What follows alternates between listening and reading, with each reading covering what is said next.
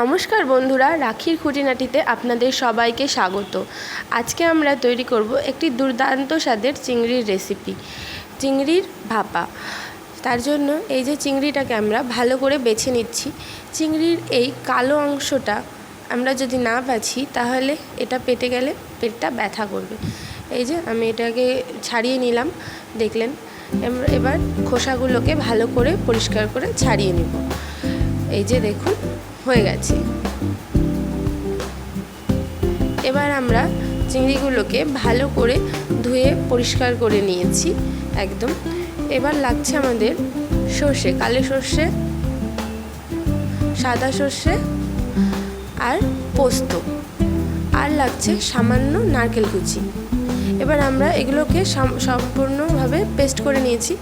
এতে এবার আমরা পরিমাণ মতো লবণ দিচ্ছি, হলুদ দিচ্ছি এবং চিনি দিচ্ছি। এবার 2 চামচ মতো সর্ষের তেল দিচ্ছি। এবার আমি 4টা কাঁচা লঙ্কা দিচ্ছি, আপনারা নিজেদের পরিমাণ মতো দিবেন। এবার ওখানে আমরা চিংড়িগুলোকে দিয়ে ভালো করে মাখিয়ে নেব। আমার একটুখানি হলুদটা কম মনে হচ্ছিল, সেজন্য আমি আরেকটু হলুদ দিয়ে আর একটু ওই মশলারই একটু জল দিয়ে দিয়েছি। এবার অন্য জায়গায় একটা আমি জল বসিয়ে দিয়েছি গরম করতে। এবার সেখানে আমরা ওই টিফিন বক্সটা বসিয়ে দিলাম, আর জলটা যাতে অবশ্যই ঢাকনি থেকে নিচে থাকে। এবার আমরা 10 মিনিট মতো এখানে রাখবো, প্রথমে হাই ফ্লেমে, তারপরে লো ফ্লেমে।